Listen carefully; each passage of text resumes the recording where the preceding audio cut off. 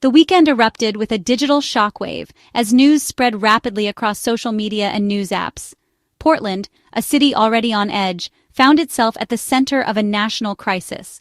Residents scrolled through their phones in disbelief, trying to make sense of the sudden escalation. President Donald Trump announced he would deploy federal troops to Portland, Oregon, a move that immediately sparked controversy and fear throughout the city. On September 27, 2025, his social media post left no ambiguity. He ordered the Department of Defense to send troops to protect war-ravaged Portland. The message was clear, direct, and impossible to ignore. The justification? To defend ICE facilities, which he claimed were under siege by Antifa and domestic terrorists. The administration painted a picture of chaos and imminent danger. The language was incendiary, conjuring images of military conflict on American streets. For many, it felt like a line had been crossed, with the threat of violence looming over daily life. The White House and Pentagon offered no clarification, leaving the public to process the gravity of the threat alone. Confusion and anxiety rippled through communities as people wondered what would happen next. This announcement followed the recent assassination of conservative activist Charlie Kirk, escalating political tensions and deepening the sense of national crisis. Many saw Trump's move as a continuation of his strategy to invoke domestic unrest and justify federal power. Critics argued that the deployment was less about safety and more about political theater.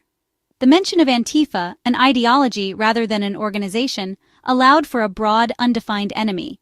This ambiguity fueled further debate and uncertainty about who was actually being targeted. City and state officials in Oregon and Washington were blindsided, raising urgent questions about the limits of presidential power and the military's role in domestic affairs. Legal experts and local leaders scrambled to respond.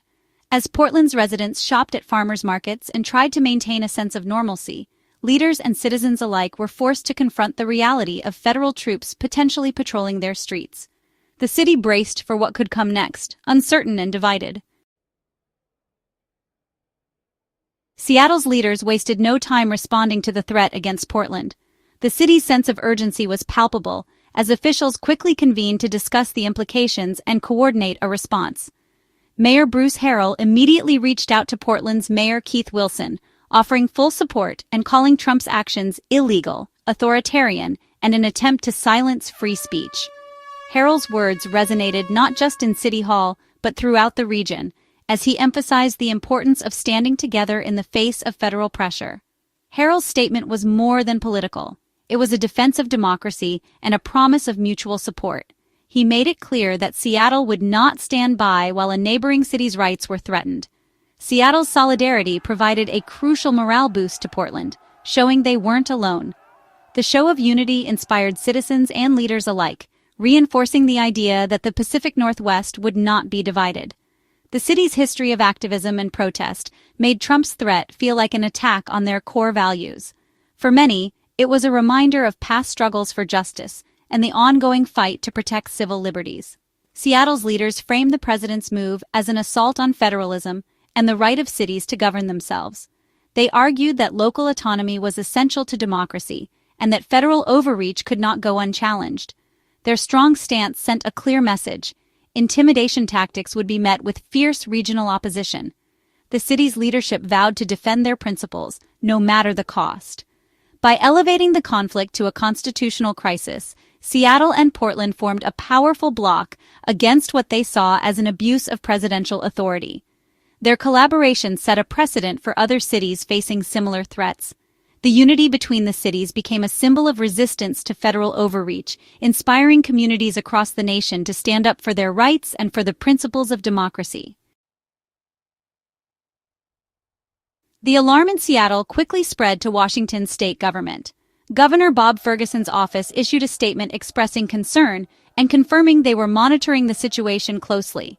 While no direct threats had been made against Washington cities, the state had contingency plans in place, a sign of eroded trust between state and federal governments. Ferguson's administration made it clear they were prepared to defend state sovereignty and citizens' rights. The governor's stance reflected a broader legal argument. The Posse Comitatus Act restricts military use in domestic law enforcement, and the conditions for exceptions were not met in Portland. Ferguson, known for legal challenges against Trump, signaled any troop deployment in Washington would face immediate legal resistance. This preparedness reassured the public, showing state leaders were actively protecting their communities. The message was one of vigilance and readiness, not panic. In a moment of crisis, Washington asserted its authority and commitment to public safety. Despite Trump's claims, Portland was calm and peaceful the day of his threat. Local journalists and residents reported normal weekend activities, farmers markets, families shopping, and no signs of chaos. The Icefield office, supposedly under siege, had only 4 peaceful protesters outside. The president's narrative was starkly at odds with reality. Mayor Keith Wilson quickly challenged the misinformation, accusing the administration of using old protest footage to fabricate a crisis. He emphasized that Portland had not requested federal assistance and that the number of necessary troops is 0. Local news also reported a convoy of unmarked SUVs and armored vehicles near the ICE building, suggesting a federal buildup was already underway. Officials believed the administration was manufacturing a crisis to justify a pre-planned show of force. The disconnect between rhetoric and reality became impossible to ignore. Portland's leaders stood firm. The city was not a war zone and federal intervention was unwarranted. Oregon's officials responded with a swift and unified rejection of President Trump's threat to send federal troops into Portland. The state's leadership, from the governor to congressional representatives, stood together in a rare display of bipartisan solidarity, determined to defend Oregon's autonomy and the rights of its citizens. Governor Tina Kotek declared, "There is no national security threat in Portland," directly refuting the president's premise. She emphasized that local officials were already working to maintain peace and order, and that outside intervention would only escalate tensions. Oregon's congressional delegation condemned the move as a political fiction and an authoritarian crackdown, warning that it set a dangerous precedent for federal overreach into state affairs. Senators Wyden and Merkley, along with their House colleagues, labeled the deployment a dangerous abuse of executive power. They argued that such actions undermine the very foundations of American democracy and the principle of checks and balances. Representative Maxine Dexter called it an egregious abuse of power and a betrayal of American values. She stressed that the federal government's actions risked eroding public trust and inflaming already tense situations on the ground. The issue was framed as a violation of trust between government and people, not just a policy dispute. Oregon's leaders insisted that the state's residents deserved respect and the right to self-governance without outside interference.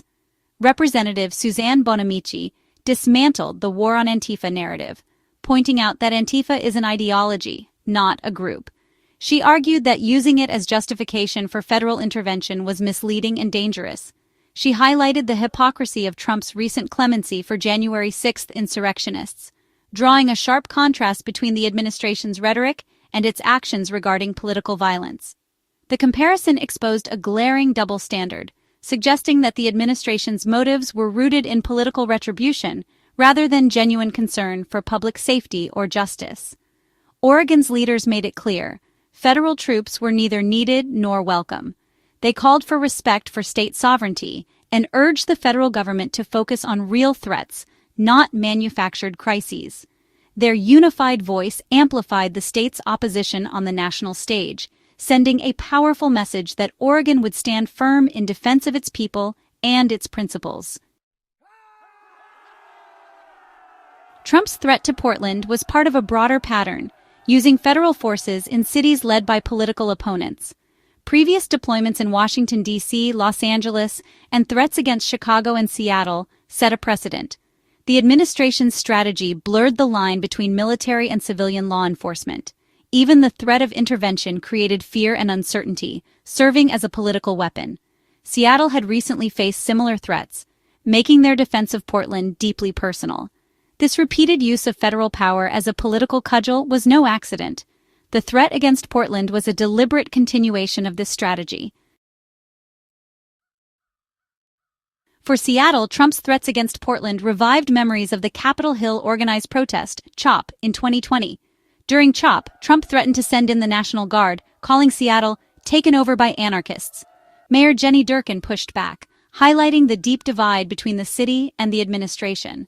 Though the National Guard was never deployed, The threat left a lasting scar, demonstrating the administration's willingness to use military intervention as a political tool.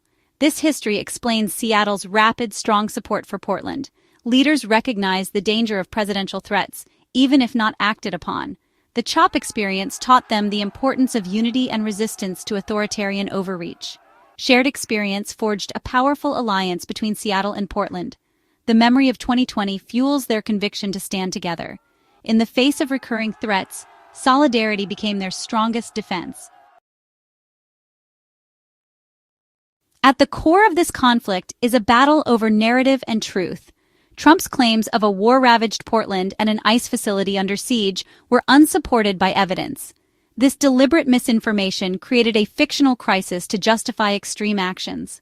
The administration's strategy relied on emotionally charged language, siege, terrorists, war, to stoke fear and build support for authoritarian measures. Mayor Wilson exposed the use of old protest footage, revealing the mechanics of this political theater. Labeling Antifa as a terrorist group furthered the misinformation, creating a shadowy enemy to justify a military response. The real battle was for public perception. Would people believe the dramatic narrative or the mundane reality? Local and state officials countered with real-time facts, reclaiming the narrative. They made clear the true threat was not from protesters, but from a federal government willing to invent a crisis for political gain. Amid deep polarization, the Pacific Northwest's unified response offered hope. Seattle, Portland, and their states stood together for free speech, peaceful protest, and local self-governance. Their solidarity became a blueprint for resisting authoritarian tactics. The path forward requires continued unity, open communication, and trust between leaders and communities. Protecting free speech and the right to assemble remains essential to democracy. Leaders must balance public safety with fundamental rights, using de-escalation and dialogue. This weekend's story is one of local leadership and collective strength. By choosing facts over fear, the region showed there's a way forward rooted in democratic principles.